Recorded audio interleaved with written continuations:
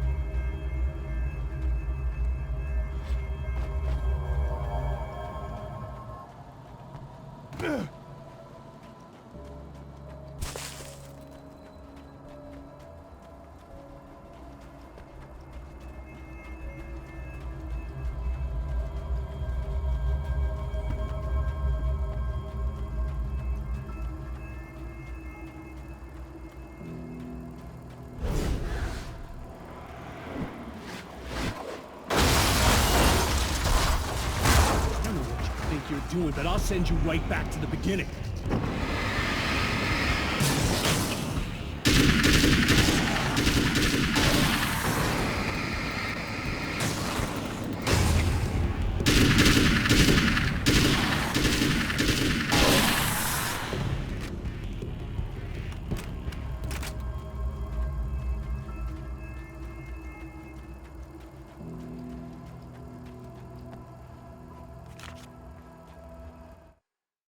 When the dark man's eyes suddenly locked into Serena's, she flushed hot. They ignited a black fire in her. He was talking. He wanted the power turned off. He said something about the projector booth. She hooked a finger under his belt buckle. He grabbed a hold of her throat and twisted until it hurt. Somewhere deep inside, a part of her screamed in paralyzed horror, but the moan that escaped from her throat had no panic in it. "Pay attention," he said. "Business first." His eyes glittered shamelessly. Hers did too.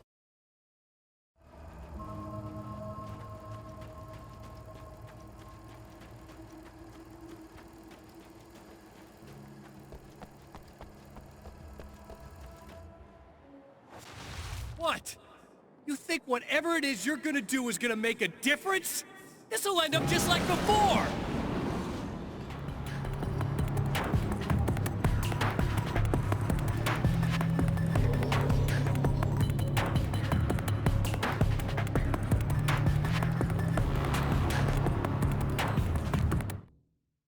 There's more to fighting the Taken than just burning away the darkness that protects them. When I'm fighting for my life, I find myself slipping into a state of intense concentration that makes the beam of my flashlight seem more powerful and focused. I used to think it was just my imagination, something brought on by the adrenaline and fear of death, but now I'm not so sure. I've been touched by powers that I can't begin to truly comprehend, and they've left a mark. I'm starting to think this might be a part of it.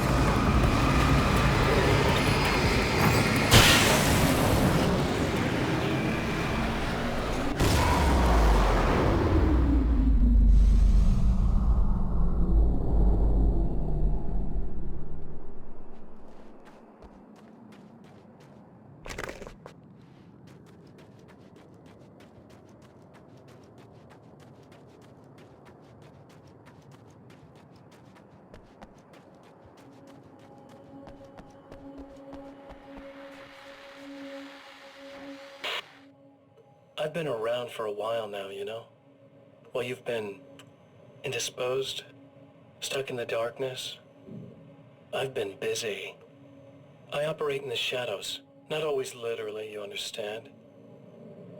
I'm a little more resilient than those I've taken, but I do my best work in the dark.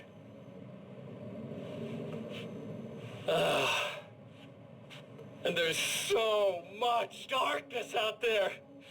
It goes deep. And the things that live in it are vast, big bastards. They don't mind getting a little bit of elbow room. All that chaos and madness, it doesn't really do that much down there. It's like pouring a glass of water into the ocean, right? But up here, yeah, you can really make an impact. All they need is someone to bring them all the way through. But first, I had to take care of you. You party pooper. You're stuck in an eternal cycle now. The sun's never coming up for you. Everything else? Do my thing. Getting a bit of quality time with Alice. That's a little something for me. And I deserve it.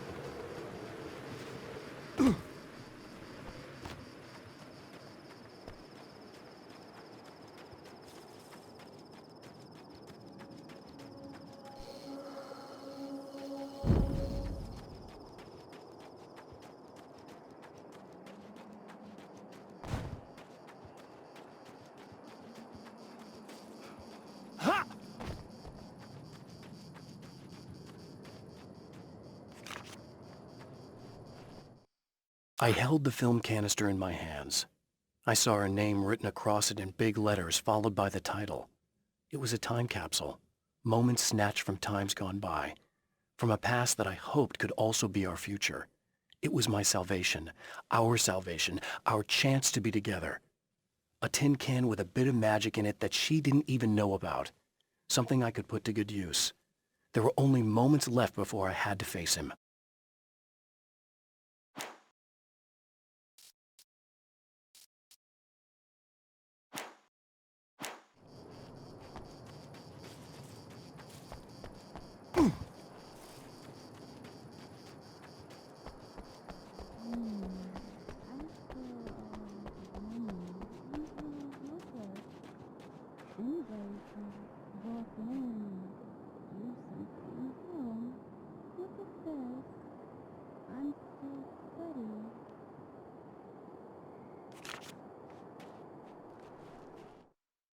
The clothes I wear now I shaped from dreams and memories. It's an old outfit, originally from the 90s. The last time I wore it was when I was still writing and Alice and I took a vacation in the desert before our troubles began. The night before, we'd been at a party, and I had dressed to the nines. On that lazy day, I put on these old clothes, worn and comfortable. Alice made a joke about grunge. I felt a little embarrassed, but I stuck with them. We were very happy. I'm sheathed in good memories to remind myself of what is at stake.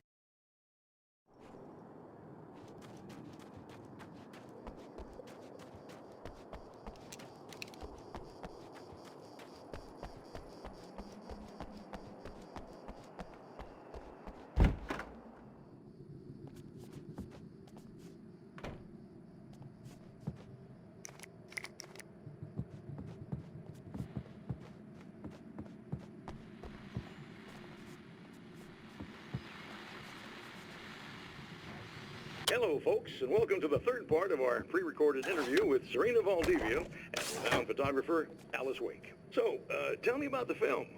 It's called Sunrise, and it really wasn't something I ever thought of as an actual film. It was just footage, things I saw and happened to shoot.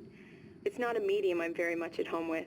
You shouldn't put yourself down. You've got a great eye. Maybe, but experience is another thing. Because you're primarily a still photographer. Yes, exactly. So I'm really used to thinking of the world in terms of snapshots. I frame something and try to pick the right moment, and then reveal that moment to people. Moving images are a different story. I'm still learning a lot about it, to be honest. So, this is a new thing for you? Or maybe I'm just a slow learner. But showing it like this is definitely a new step for me. It's a little weird taking something this intimate and showing it to everybody. Not that the material itself is somehow shocking. It's just that those were private moments. But that's why it works, because it feels genuine. It's not so much a story as it is a sort of an echo, showing us how you saw your husband at the time. It's not really about the sunrise itself or Alan watching it. It's about you two together. I suppose. It's funny, looking at it now, especially now that it's been edited like that. It takes on a life of its own, almost. It's a kind of a fantasy. Well, there's nothing wrong with that. No, you're right. I'm glad you talked me into it.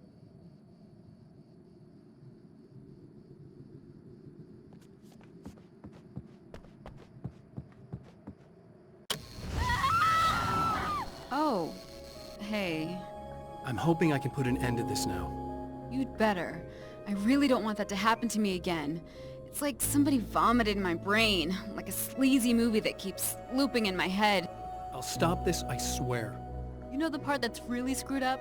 If you mess it up, it'll just keep happening forever, right? I don't think I can deal with that. Don't think about that. I don't think of anything but. Hey, afterwards, when all this is done, look me up. This thing, I can probably help you deal with it. I don't know. It's almost like I'm not even in the same world anymore.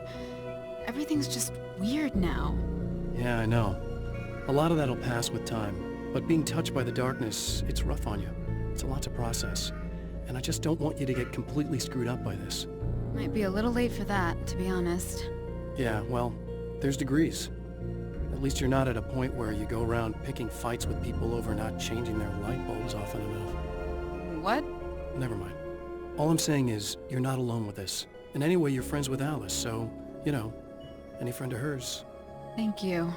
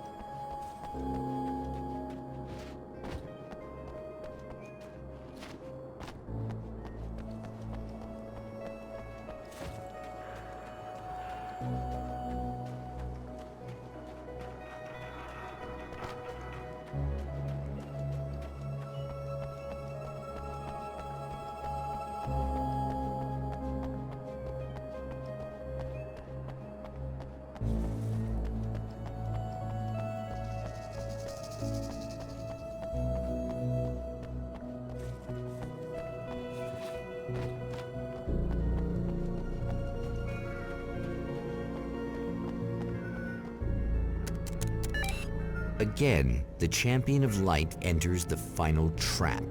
The new reality is almost here. All he needs to do is change the details of the scene, push it past the breaking point, and the rest will snap into place.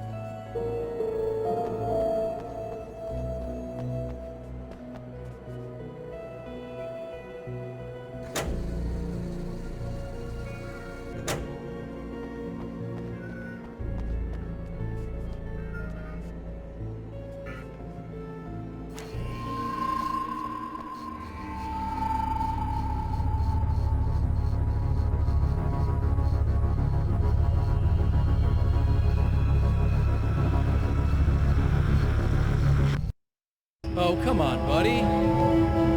Why don't you... What? What is this? No!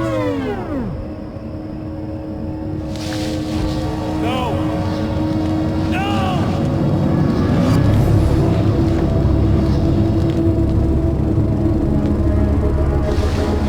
You can't do this! All I did was take the things you always wanted and never had the balls to go for.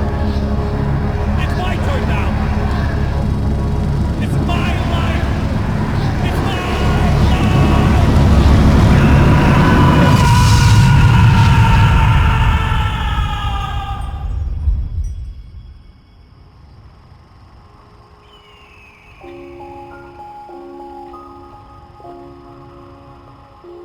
Alan? Is it really you? It's really me. How?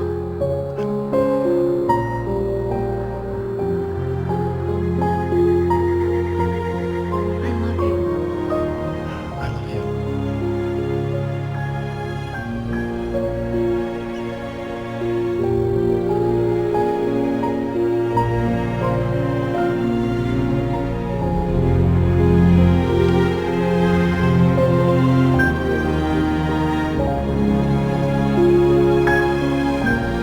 A woman, a man, two lovers, held apart for far too long, enveloped in the light of a glorious dawn. They both feel it.